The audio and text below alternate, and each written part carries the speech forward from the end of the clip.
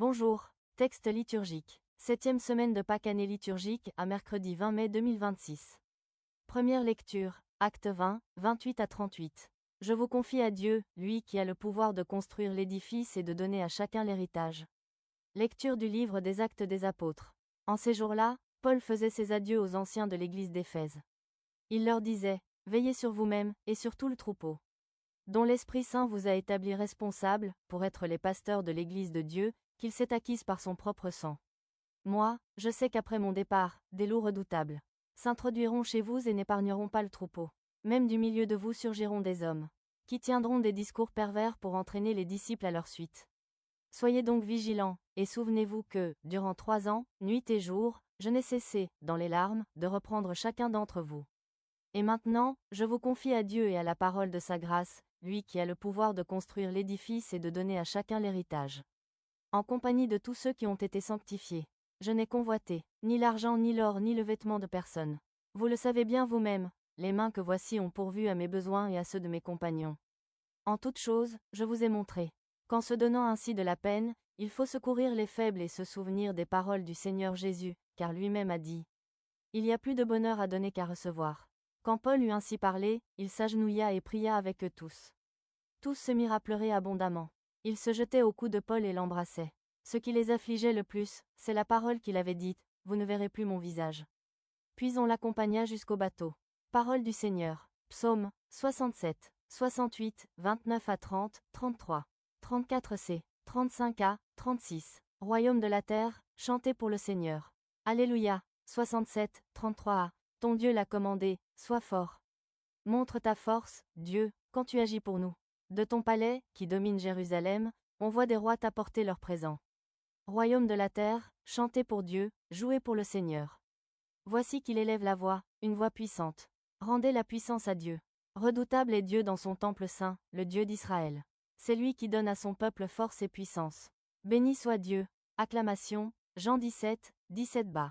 Alléluia, Alléluia. Ta parole, Seigneur, est vérité. Dans cette vérité, sanctifie-nous. Alléluia. Évangile, Jean 17, 11b-19. Qu'il soit un comme nous-mêmes. Évangile de Jésus-Christ selon saint Jean.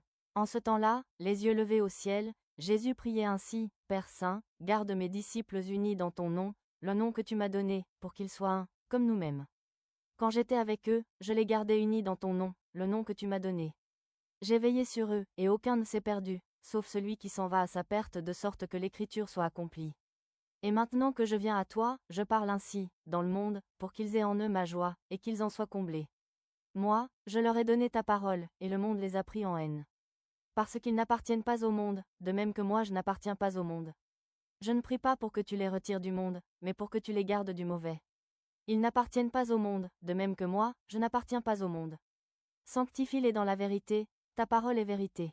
De même que tu m'as envoyé dans le monde, moi aussi, je les ai envoyés dans le monde. Et pour eux je me sanctifie moi-même, afin qu'ils soient, eux aussi, sanctifiés dans la vérité. Acclamons la parole de Dieu. Méditation. C'est le contexte des adieux qui unit la première lecture et l'évangile de ce jour. Dans la première lecture, l'apôtre Paul est au terme de son ministère à Éphèse.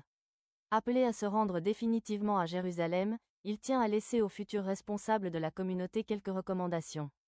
Dans l'évangile, Jésus est à la veille de son arrestation, de son procès, de sa mort.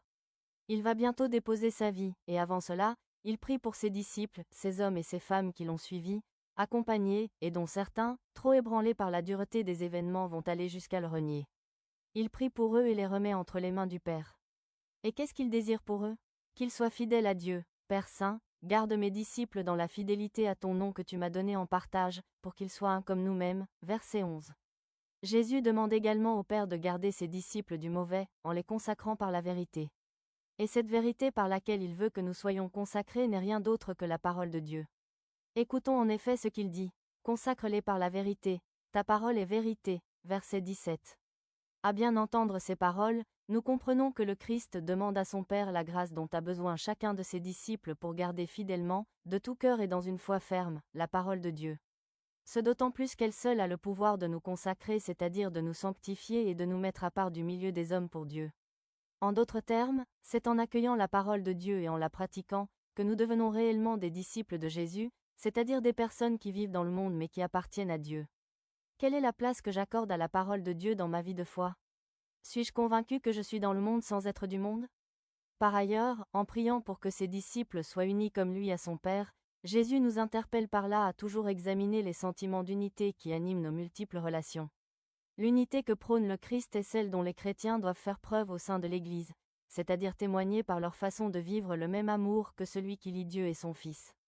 Prière. Formule une prière sur l'amour de la parole de Dieu et sur l'unité. Action.